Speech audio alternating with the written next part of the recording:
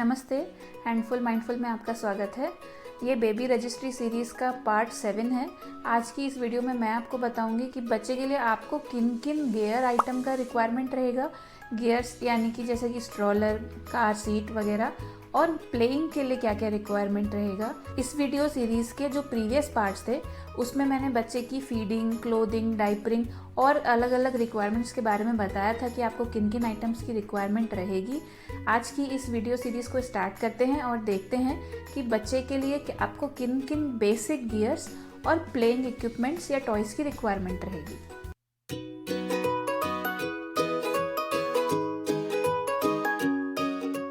तो सबसे पहले देखते हैं गियर्स को। तो मेरे हिसाब से जो पहला रिक्वायरमेंट है वो है मल्टीपर्पज़ बेबी कैरियर, जो as a bath tub, rocker, swing अलग अलग तरीके से यूज़ किया जा सकता है। मतलब कि आप उनको एज अ स्विंग यानी कि झूले के जैसे भी इस्तेमाल कर सकते हैं, एज अ रॉकर भी यूज़ कर सकते हैं, एज अ बेबी कैरियर भी यूज़ कर सकते हैं। तो मैं आपको जो है इसका डिस्क्रिप्शन में लिंक दे दूँगी, परचेज लिंक, आप चेक कर सकते हैं। जो 7-in-1 या 8-in-1 टाइप के bath tub, rocker plus swing इस टाइप के आइटम्स आते हैं, अगर आप वैसा परचेज करती हैं तो आपको मल्टीपल चीज़ों के लिए यूज़ में आ सकते हैं। सेकेंड आइटम जो मुझे लगता है बहुत इंपॉर्टेंट है वो है बेबी कैरियर बेल्ट। तो ये जो है बच्चे को कांटेक्ट में रखने के लिए यानी कि अपने पास रखने के लिए जब आप घर में भी हैं तो बहुत हेल्पफुल रहता है। स्पेशली न्यूक्लियर फैमिली में अगर आप रहती हैं तो इस टाइप का आइटम जो है आपको बहुत हेल्प करेगा न्यूबॉर्न को कैरी करते हुए घर का काम देखने में, काम करने में। तो ये एक बेबी कैरियर बेल्ट आप ज़रूर ख़रीद लीजिए। ये भी मार्केट में अलग अलग ऑप्शंस आते हैं, आप अपनी प्रेफरेंस के हिसाब से, अपनी पसंद के हिसाब से सिलेक्ट कर सकती हैं। साथ ही अगर आप कहीं ट्रैवल भी कर रही हैं बच्चे को लेके, अकेले या फिर फैमिली के साथ भी, तो भी ये बच्चे को सेफली कैरी करने के लिए बहुत हेल्पफुल रहता है, कहीं आउटिंग पे जाने के लिए बहुत हेल्पफुल रहता है। तो मैं सजेस्ट करूँगी एक बेबी कैरियर ज़रूर परचेज़ कीजिए। थर्ड आइटम जो है वो है स्ट्रॉलर। स्ट्रॉलर आपको तब रिक्वायरमेंट रहता है अगर आप डेली बच्चे के साथ वॉकिंग करने जाना चाहती हैं या फिर ऐसे ही थोड़ा टहलने के लिए निकलना चाहती हैं बच्चे को लेके। आप अगर किसी अपार्टमेंट में रहती हैं, गेटेड कम्युनिटी में रहती हैं, ओपन स्पेस है, तो बच्चे को स्ट्रॉलर में लिटाल के आप ले जा सकती हैं घुमाने के लिए। लेकिन यहाँ मैं आपको अपना पर्सनल एक्सपीरियंस बताना चाहती हूँ कि मैंने अपनी बेटी के लिए स्ट्रॉलर ख़रीदा था लेकिन वो बहुत ज़्यादा यूज़ में नहीं आया। फर्स्ट रीज़न तो ये है कि जो हमारी रोड्स की कंडीशन होती है वो उतनी फेवरेबल नहीं होती कि आप बच्चे को बहुत लॉन्ग डिस्टेंस पे जो है लेकर जा सकें। जो लेन्स होती हैं हो सकता है आपके एरिया में उतनी अच्छी ना हो, तो जो टायर्स होते हैं वो उतना सपोर्ट नहीं करते अगर कहीं रोड जो है ऊपर नीचे है, और वो टायर्स बहुत जल्दी ख़राब भी हो जाते हैं। दूसरा रीज़न ये भी होता है कि हो सकता है बच्चे को ही कंफर्टेबल ना हो स्ट्रॉलर में बैठना या फिर लेटना। जब तक बच्चे छोटे होते हैं, पलटना नहीं शुरू करते, यानी कि 3-4 मंथ्स तक तो हो सकता है आप उसे यूज़ करें, लेकिन उसके बाद वो कम्प्लीटली आपके चाइल्ड पे डिपेंड करता है कि वो उसमें बैठ रहा है या बैठ रही है कि नहीं। जैसे मेरी बेटी के केस में था, जब वो थोड़ी बड़ी हुई तो फिर उसको स्ट्रॉलर में बैठना बिल्कुल भी पसंद नहीं था, वो हमेशा उसमें से निकलने की कोशिश करती थी, तो वो स्ट्रॉलर मुझे बहुत ज़्यादा यूज़ में नहीं आया। तो मैं आपको सजेस्ट करूँगी कि स्ट्रॉलर जैसा आइटम या तो आप परचेज़ करने से पहले कहीं किसी फ्रेंड पे है, फैमिली मेम्बर पे है, उनसे लेके ट्राई कर लीजिए, या सेकेंड हैंड परचेज़ कीजिए, ताकि अगर आपके बच्चे को यूज़ ना आए तो बहुत ज़्यादा मनी आप ऐसा ना हो कि उसमें इन्वेस्ट करें और आपको फिर वो बिल्कुल भी यूज़फुल आइटम ना लगे। फिर नेक्स्ट जो गियर आइटम बहुत फेमस है जो लोग परचेज़ करते हैं वो है कार सीट। तो यहाँ भी मैं आपको सजेस्ट करूँगी कि सेकेंड हैंड कुछ आइटम आपको मिल जाए या किसी फैमिली या फ्रेंड का है तो उसको पहले ट्राई कर लीजिए। और कोई भी आइटम परचेज़ करने से पहले ये ज़रूर सोच लीजिए कि आपको, आपके बच्चे को या आपकी फैमिली को वो आइटम कितना रिक्वायर्ड है। तो जैसे मेरे पर्सनल केस में मुझे कभी नहीं लगा कि मुझे कार सीट की रिक्वायरमेंट है, क्योंकि हम लोग कभी बच्चे को बहुत लॉन्ग डिस्टेंस लेके नहीं गए या नहीं प्लान था लेके जाने का। हमेशा जो ट्रैवलिंग रही वो पब्लिक ट्रांसपोर्ट से, जैसे कैब से या फिर फ्लाइट से या फिर ट्रेन से रही। तो कार सीट का रिक्वायरमेंट बहुत मिनिमम रहा। बच्चे को अब अगर कहीं लेकर जाना है तो वैक्सीनेशन के लिए ले जाना है या फिर कभी 1-2 बार महीने में ही हम उसको लेकर निकल रहे हैं, तो मेरे लिए पर्सनली कार सीट बिल्कुल भी इम्पॉर्टेंट नहीं थी, ज़रूरी नहीं थी। तो आप अपने ट्रैवलिंग के हिसाब से, शेड्यूल के हिसाब से कि आप बच्चे को कितना बाहर लेकर जाने का प्लान कर रही हैं या आप कितना ट्रैवल करेंगी, हो सकता है आप ऑफिस ज्वाइन करने का प्लान कर रही हो, डेली आपको बच्चे को डे केयर ड्रॉप करना हो या कहीं और ड्रॉप करना हो, उस केस में कार सीट डेफिनेटली बहुत हेल्पफुल रहेगी। जहां आप अकेले कार ड्राइव कर रही हैं, बच्चे को नहीं पकड़ सकती, या सेफ्टी पर्सपेक्टिव से भी कार सीट एक बेटर ऑप्शन है, तो वो सब आप अपना जो भी ऑप्शन है या जो भी आपकी सिचुएशन है उसको अच्छे से वे कर लीजिए, समझ लीजिए, उसके बाद डिसाइड कीजिए कि कार सीट आपके लिए इम्पॉर्टेंट है या नहीं।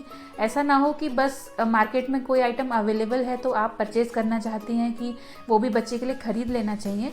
एक बार ये ज़रूर समझिए और सोचिए कि आपके लिए आपकी कंडीशन के हिसाब से वो आइटम कितना यूज़फुल है। नेक्स्ट आइटम है बेबी क्रिब या फिर पालना। तो वो भी मैं आपको बोलना चाहूँगी कि इनिशियली कुछ ही टाइम के लिए यूज़फुल रहता है। अगर आप बच्चे के साथ को स्लीप कर रही हैं, को स्लीप यानी कि आप और आपका बच्चा सेम बेड पे ही सो रहे हैं, तो पालना या क्रिब जो है रिक्वायरमेंट बहुत कम रहती है। लेकिन अगर आप शुरू से ही प्लान कर रही हैं कि आप बच्चे को जो है सेपरेट बेड में सुलाना चाहती हैं, सेम रूम में या डिफरेंट रूम में, आपकी जो भी चॉइस है उसके हिसाब से आप डिसाइड कर सकती हैं। जैसे मेरे पास जो मेरी बच्ची का पालना था वो मुझे हार्डली 3 मंथ्स तक ही काम आया एग्जैक्टली। उसके बाद जस्ट उसको सुलाने के लिए, थोड़ा झुलाने के लिए ही काम आता था, अदरवाइज़ वो आइटम उतना यूज़फुल नहीं रहा। तो जैसे मार्केट में क्रिप्स अवेलेबल रहते हैं जो कन्वर्टेबल रहते हैं, आप उनको स्टैंड अलोन यूनिट जैसा यूज़ कर सकती हैं या फिर फ्यूचर में उसको सिंगल बेड जैसा कन्वर्ट कर सकती हैं। तो उस टाइप का आइटम आप देख सकती हैं और समझ सकती हैं कि आपके लिए उसकी कितनी रिक्वायरमेंट है, कितनी ज़रूरत है। फिर नेक्स्ट आइटम है रॉकर। तो बेबी रॉकर्स भी आते हैं बच्चे को स्लीप कराने के लिए। तो जो काम एक्चुअली जो ट्रेडिशनल पालना करता है, वो आजकल जो रॉकर्स हैं आप वो भी चाहें तो परचेज़ कर सकती हैं। उसमें भी मल्टीपर्पज़ टाइप के आते हैं।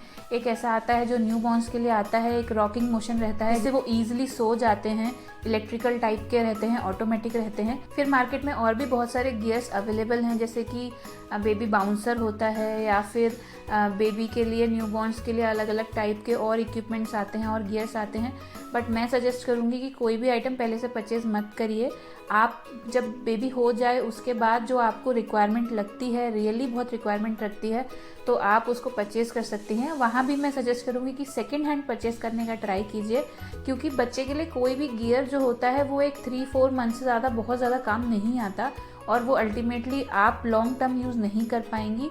तो आप कोई भी आइटम कहीं से अगर फ्रेंड से मिल जाए या सेकेंड हैंड मिल जाए, उसको पहले ट्राई कीजिए। आपको लगता है वो बहुत इंपॉर्टेंट है लॉन्ग रन में या फिर वो लंबे समय तक आपको ज़रूरत आएगा, तब आप उसको परचेज़ कीजिए। अब बात करते हैं बच्चे के लिए प्लेइंग के लिए क्या क्या रिक्वायरमेंट्स रहेगी। तो सबसे पहले तो मैं सजेस्ट करूँगी कि जो बच्चे के लिए मोबाइल्स आते हैं, मोबाइल्स यानी कि एक तरीके का टॉय रहता है जिसमें बहुत सारे अटैचमेंट होते हैं, वो रोटेट करता रहता है, उस टाइप का आप कोई मोबाइल खरीद सकते हैं जो बच्चे के क्रिब में या आपके बेड में फिट हो जाए। तो बच्चा जब भी देखेगा उसको तो फिर को टच करने का, उसको प्ले करने का ट्राई करता है।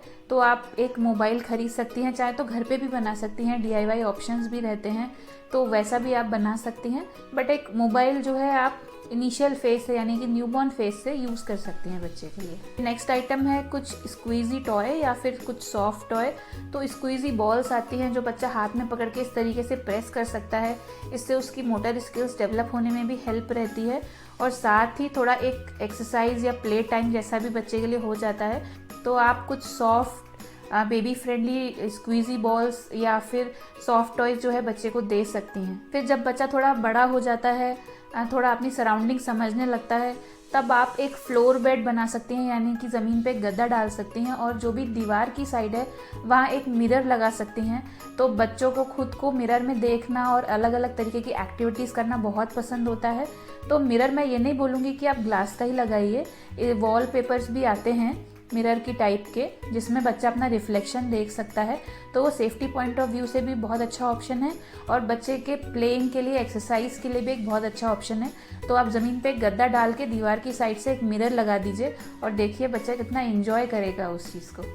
फिर नेक्स्ट आइटम है प्ले जिम।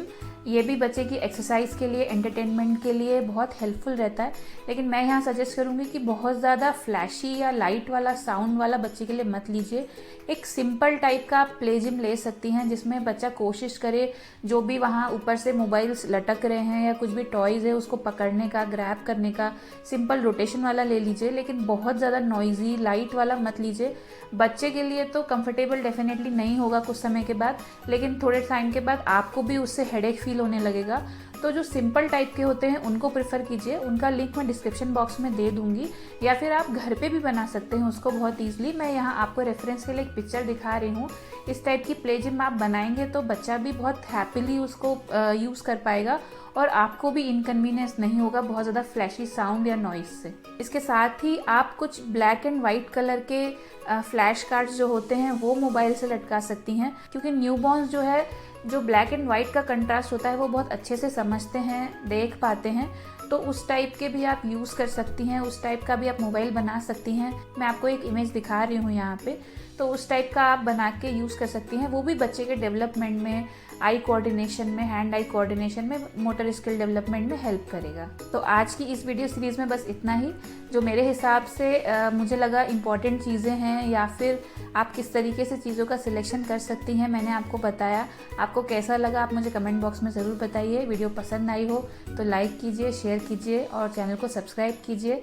अपनी नेक्स्ट वीडियो में मैं आपको बताऊंगी कि बच्चे की ट्रैवलिंग से रिलेटेड आपको क्या क्या रिक्वायरमेंट रहेगी। आप लोकली कहीं आउटिंग पे जा रही हैं या कहीं और ट्रैवल कर रही हैं लॉन्ग डिस्टेंस, तो किन किन आइटम की आपको रिक्वायरमेंट रहेगी। तो मिलते हैं नेक्स्ट वीडियो में, तब तक के लिए हैप्पी पेरेंटिंग।